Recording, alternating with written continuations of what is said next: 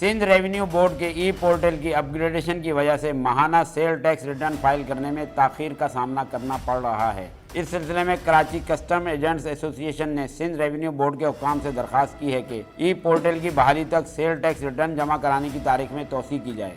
Karachi custom agents association ने press release के जरिए बताया कि 9 अगस्त 2023 से सिंध रेवेन्यू बोर्ड ई पोर्टल पर सेल टैक्स रिटर्न की फाइलिंग और इसकी अपग्रेडेशन की वजह से नहीं हो रही है। एसोसिएशन की जानिब से फौरी तौर पर SRB के हुक्काम के सामने उठाया और दरख्वास्त की कि सेल टैक्स रिटर्न फाइल करने की तारीख में वेब पोर्टल की बहाली तक तोसी की जाए।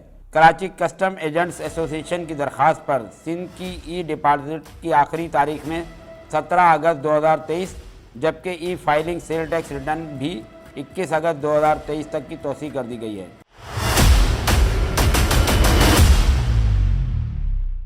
सिंध रेवेन्यू बोर्ड की जानिब से सेल टैक्स रिटर्न फाइल करने की तारीख में तोसी के बावजूद ई पोर्टल अब भी दुरुस्त नहीं हुआ है।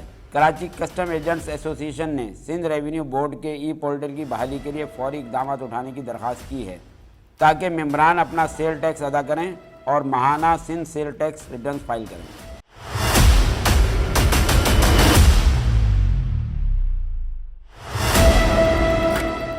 तिजारत न्यूज़ को YouTube पर सब्सक्राइब और लाइक कीजिए। इसके साथ साथ बेल आइकन को भी लाजमी क्लिक कीजिए ताकि आप तक पहुंच सकें हमारी तमाम मुनफरिद खबरें जो आप देखना चाहते हैं।